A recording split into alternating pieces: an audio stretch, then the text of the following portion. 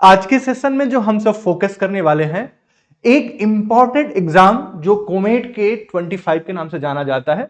बहुत सारे ऐसे बच्चे हैं जिनको कोमेट के बारे में पता ही नहीं है कि कोमेट के क्या होता है।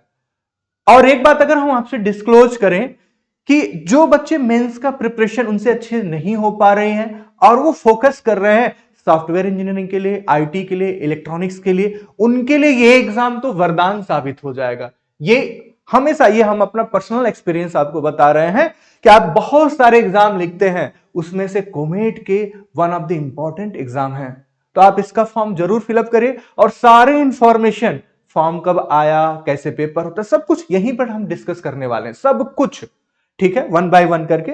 तो जो सबसे पहले हम यहां पर इवेंट कैलेंडर है उसको देखना सबसे ज्यादा जरूरी है कि फॉर्म कब आया। फॉर्म आ चुका है, कब आया है देखिए 3 फरवरी को ये एग्जाम आया है, मंडे को आ चुका है। और यहां पर इसका जो रजिस्ट्रेशन स्टार्ट हो गया है, इसका मतलब क्या है, आपको अगर आप फोकस कर रहे हैं इस एग्जाम में अपियर होने के लिए, इसका फॉर्म जरूर आप फिलअप कीजिए। अच्छा, इस एग्जाम की एक बड़ी अच्छी बात है, 3 फरवरी से लेकर 15 मार्च लास्ट डेट है। फॉर्म फिलअप का लास्ट डेट क्या है? 15 ऑफ मार्च, यहां पर लिखा भी है, देखिए आप, last date of submission of form. लेकिन उससे पहले जिन बच्चों ने रजिस्ट्रेशन किया हुआ है उनके लिए एक मॉक टेस्ट आ जाता है। मॉक टेस्ट का मतलब आप समझ रहे हैं, जो आपका एग्जाम का मेन पेपर होगा उसी के सिमिलर एक पेपर आएगा, ditto same to same, same duration, same question, same pattern. तो उससे आपको क्या पता चल जाएगा कि ये एग्जाम की प्रिपरेशन हमें कैसे करनी है, किस लेवल तक करनी है और उसमें टाइम मैनेजमेंट क्या करना है, ये सब कुछ यहीं से आपको पता चल जाएगा। तो आप रजिस्ट्रेशन करेंगे तो आप इस एग्जाम को उतने ही जल्दी दे पाएंगे। ये ओपन हो रहा है 17 फरवरी को। ठीक है, नेक्स्ट डे देखिए 11 टू 14 अप्रैल की जो ये डेट है, ये क्या बता रहा है? मान लीजिए आपने फॉर्म में कुछ फिलअप किया, उसमें कुछ मिस्टेक्स से रह गई हैं, तो आप उसको एडिट कर सकते हैं। ठीक है, कहां से कहां तक? 11 टू 14।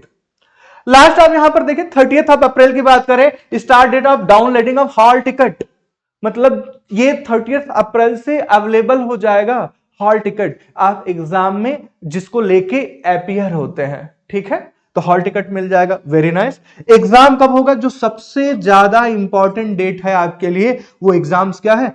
10 मई, सैटरडे के दिन ये एग्जाम होता है। ये हर साल, हर ईयर में फिक्स होता है, ये हमेशा 2 सैटरडे ऑफ मई ही होता है। इस बार कब हो रहा है? 10 मई को हो रहा है, जो कि सैटरडे है। ये बात समझ में आए? अच्छा, इसका रिजल्ट भी, जो इस एग्जाम का रिजल्ट है, ये रिजल्ट भी 3-4 दिन में प्रोविजनल रिजल्ट अनाउंस कर देते हैं।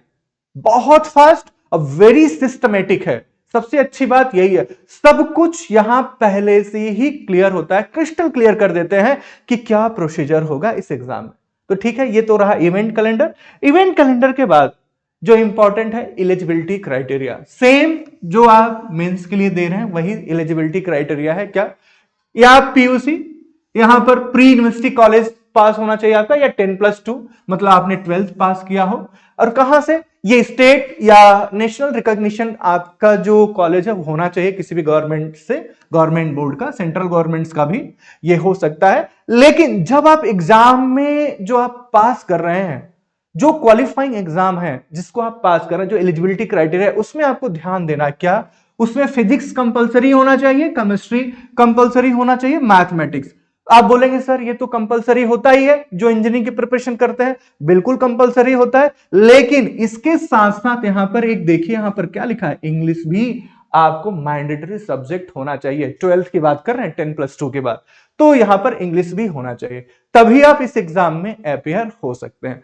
ठीक है, नेक्स्ट यहां पर देखें द जनरल मेरिट्स इन्होंने क्या किया है, candidate should have, very important. अब देखिए बहुत सारे एग्जाम होते हैं, कुछ एग्जाम का जो मिनिमम एग्रीगेट परसेंटेज होता है, किसी का 75 होता है, किसी का 60 होता है, किसी का 80 होता है। इन्होंने क्या बोला है, आपके पास अगर 45% मार्क्स है 10+2 में, तो आप इस एग्जाम में अपियर हो सकते हैं। कितनी अच्छी बात हो गई ना, कि केवल और केवल 45%, और उसके बाद एग्जाम दीजिए और एक अच्छे कॉलेज को आप सेलेक्ट कर सकते हैं। ये बात समझ में आई? ठीक है, तो ये सब कुछ यहां पर रहा। इसी के साथ साथ कुछ और इंपॉर्टेंट पॉइंट हम सब यहां पर देखेंगे।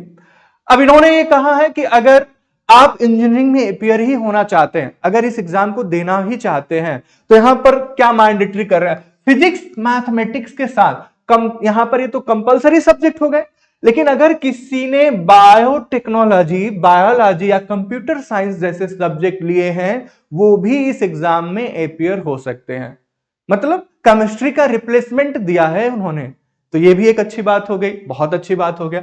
नेक्स्ट अगर हम यहां पर, ये सारी बातें हैं रिप्लेसमेंट वाले सब्जेक्ट लिखे गए हैं। यहां पर अगर हम देखें, इन्होंने एक लाइन को यहां पर फोकस किया है, क्या बोल रहे हैं, an attempt in the comet के entrance test seeking admission engineering courses is considered adequate for the figuring the rank। यहां पर ये इंपॉर्टेंट है, कभी कभी लगता है आपको, क्या बोल रहे हैं, आपने जो 10+2 में मार्क्स आपने सिक्योर किया हुआ है, क्या उसके बेसिस पे कुछ मेरिट बनाएंगे? बिल्कुल नहीं। वो बस केवल और केवल क्या है, क्वालिफाइंग क्राइटेरिया है। आपका टोटल रैंक जो आप कोमेड के ये जो टेस्ट होगा, इसी टेस्ट में जो आपका मार्क्स आएगा, on the basis of that they will prepare the rank of your position and they will allot the rank, जिसके थ्रू आपका कॉलेज अलॉटमेंट हो जाएगा, जिससे आपका एडमिशन होगा। आप उसके अनुसार अपना यहां पर काउंसलिंग कर सकते हैं। ठीक है, ये भी हो गया यहां पर। अच्छा, इसके साथ साथ थोड़ा सा यहां पर नीचे भी थोड़ा देख, कोई बात नहीं है। नेक्स्ट इंफॉर्मेशन, जब आप फॉर्म फिलअप कर रहे होंगे क्या चाहिए, जनरली जो सारे एग्जाम में चाहिए वही इस एग्जाम में भी चाहिए। क्या चाहिए? आपको मोबाइल नंबर होना ही चाहिए, बिल्कुल होना चाहिए। ईमेल आईडी होना चाहिए, होना ही चाहिए। यहां पर टेंथ का यहां पर क्या होना चाहिए, 10 का मार्कशीट लगेगा तो लगेगा ही लगेगा। यहां पर कोई आईडी प्रूफ, यही सब, कलर फोटो, जन सिग्नेचर, जनरली जो आप अदर एग्जाम्स में यहां पर यूज करते हैं, वो सारी चीजें यहां पर लगेंगी।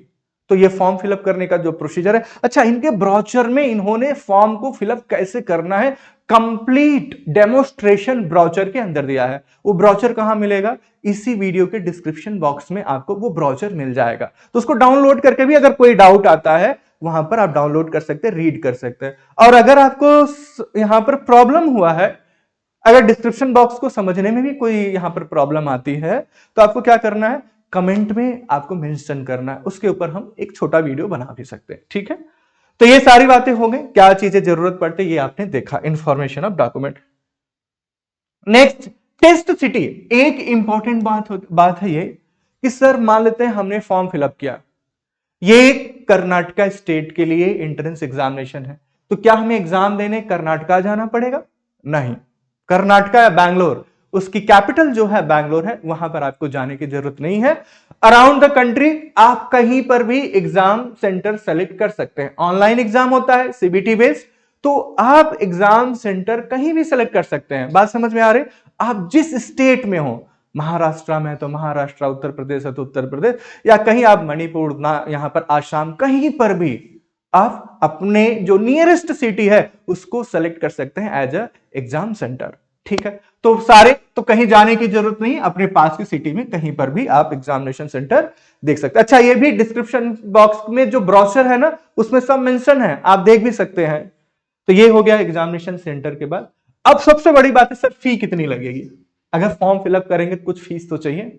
हाँ, फीस तो चाहिए, जरूर चाहिए। इन्होंने देखे कोमेड के जो अपियर हो रहा है उनके लिए कितना लिख रहा है, 1950 रुपी प्लस सम कन्वीनियंस फी। सब इन्होंने क्या किया है, convenience charge.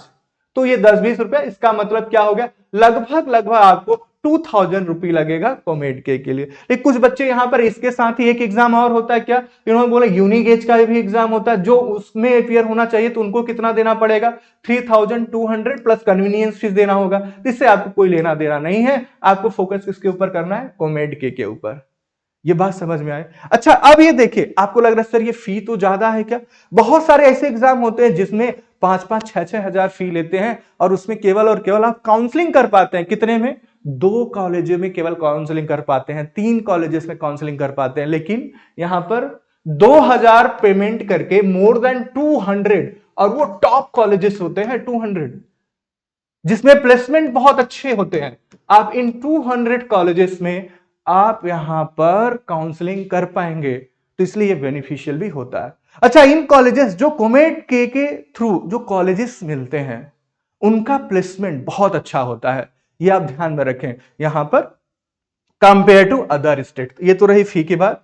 Next, test pattern, जो एग्जाम का पैटर्न होगा क्या यहां पर पूछा जाएगा, थोड़ा इसको देख लेते हैं। जो फिजिक्स आपने पढ़ा हुआ है, जो केमिस्ट्री आपने पढ़ते हैं, वो जो मैथमेटिक्स 11 12 की है, उसी से उन्होंने क्या क्या 60 क्वेश्चन, हर से 60 क्वेश्चन पूछेंगे। अच्छा, टोटल क्वेश्चन कितने आएंगे, 180 क्वेश्चन, 180 क्वेश्चन यहां पर आपसे पूछे जाते हैं। अच्छा, ये 180 क्वेश्चंस जो हो रहे हैं कितने समय में करना है, अभी हम सब ये देखेंगे। ये जो ड्यूरेशन भी होता है एग्जाम का, वो कितना है, 3 आवर्स। जो एग्जाम का ड्यूरेशन है वो 3 आवर्स। कहने का मतलब क्या है, 180 मिनट्स, 180 क्वेश्चंस। मीनिंग क्या है, इसका मतलब इसमें जो क्वेश्चंस आएंगे उनकी डेप्थ नहीं होगी, आपको टाइम मैनेजमेंट करना पड़ेगा। आप जितने अधिक से अधिक क्वेश्चन अगर आप अटेम्प्ट कर पाते हैं 180 मिनट्स में, वही डिसाइडिंग फैक्टर होता है आप कौन से अच्छे कॉलेज को पाए। बात समझ में आए? तो ये एक बात हो गई, और सारी बात हम यहां पर फोकस करना चाहते हैं एग्जाम से रिलेटेड। जो पेपर होता है उसकी मीडियम ऑलवेज इंग्लिश होती है, कोई अदर मीडियम नहीं होता है, केवल और केवल पेपर इंग्लिश में ही आता है। तो ये एक बड़ी अच्छी बात है, सभी लोग देख सकते हैं। अच्छा, यहां पर देखिए, अगर आपने सही आंसर किया तो आपको यहां पर क्या मिलेगा, हर क्वेश्चन के लिए 1 मार्क्स मिलेगा। बड़ी अच्छी बात है। नेगेटिव मार्किंग्स है क्या, ये भी देख सकते हैं। There will be no negative markings, कोई भी नेगेटिव मार्किंग्स नहीं है। तो ये तो बड़ी अच्छी बात है, तुक्का खूब हम सब लगाएंगे कि नहीं, जब भी नहीं भी पता हो तभी तुक्का लगाते ही जाएंगे। यही तो अच्छी होती है, इसीलिए तो हम सर्च करते रहते हैं, नो नेगेटिव है तुक्का लगाते जाएंगे। नहीं, ऐसा नहीं करना है। 180 में से अगर हम यहां पर 150 भी आपने करेक्ट, 150 आपने अटेम्प्ट कर लिया, आउट ऑफ 150 अगर आपका मार्क्स 120 भी आ गया तो बहुत अच्छे कॉलेजेस मिलते हैं। और किस सिटी के अंदर, बैंगलोर सिटी, जो आईटी हब मानी जाती है। ये बात आपको हमेशा ध्यान में रखना है। यहां कर्नाटका से ज्यादा अगर आप ध्यान में रखते हैं कि बैंगलोर में हमें एडमिशन लेना है, तो एक बहुत अच्छा एग्जाम है। ठीक है, टोटल मार्क्स कितना ही 180 है। अच्छा, क्या होगा, कंप्यूटर बेस्ड होगा, सीबीटी टेस्ट। आप ये तो जानते हैं आजकल सारे एग्जाम सीबीटी हैं, तो आपको कंप्यूटर स्क्रीन के ऊपर ही सारे एग्जाम को अटेम्प्ट करने हैं। ये भी बात हुआ। एग्जाम का ड्यूरेशन ऑलरेडी हमने डिस्कस किया हुआ है, ये क्या है, 3 आवर्स का एग्जाम है, 180 minutes, 180 marks, 180 questions, no negative markings. Syllabus यहां पर देखिए, ये एक ऐसा एग्जाम है, थोड़ा सा आप ध्यान देंगे, इन्होंने मेंशन किया है जब आप 10+2 कहते हैं तो 10+1 का कितना यहां पर पार्ट आएगा, 10+2 का कितना पार्ट आएगा, इन्होंने बड़ी अच्छी तरीके से मेंशन किया है। हम इस बात के लिए इनको हम अप्रिशिएट भी करते हैं। क्या इन्होंने लिखा है, जो 11th स्टैंडर्ड का सिलेबस है वो यहां पर देखिए कितना 33% आता है, जो 12th स्टैंडर्ड है वहां कितना आता है 67%। 12th अगर आपने प्रिपेयर किया, इसका मतलब इस एग्जाम को आप बहुत अच्छा सिक्योर कर सकते हैं। 11th से 33% आता है। अब सिलेबस क्या है, थोड़ा सा ये ध्यान में रखें। यहां पर एंट्रेंस टेस्ट होता है, इसका सिलेबस क्या है, सीबीएसई का जो लेटेस्ट सिलेबस है। कौन सा, यहां पर लिखा है 23-24 का जो सिलेबस है। ये बात होगी, तो ये सिलेबस भी इन्होंने मेंशन किया हुआ है, तो आप इसके अनुसार अपनी प्रिपरेशन स्टार्ट कर सकते हैं। तो यही सारी बातें थी जो हमने इस एग्जाम में हमने देने की कोशिश की। अगर आपको लगता है कौन कौन से कॉलेजेस हैं, क्या कॉलेजेस की लिस्ट है, कॉलेज की रैंकिंग क्या होती है, एडमिशन कैसे है, वो हम सब जब आप एक बार एग्जाम हो जाने दीजिए, उसके बाद हम सब कॉलेज की प्रायोरिटी भी बना देंगे। ठीक है, तो आप सेशन में बने रहे हमारे साथ, इसके लिए धन्यवाद। जय हिंद।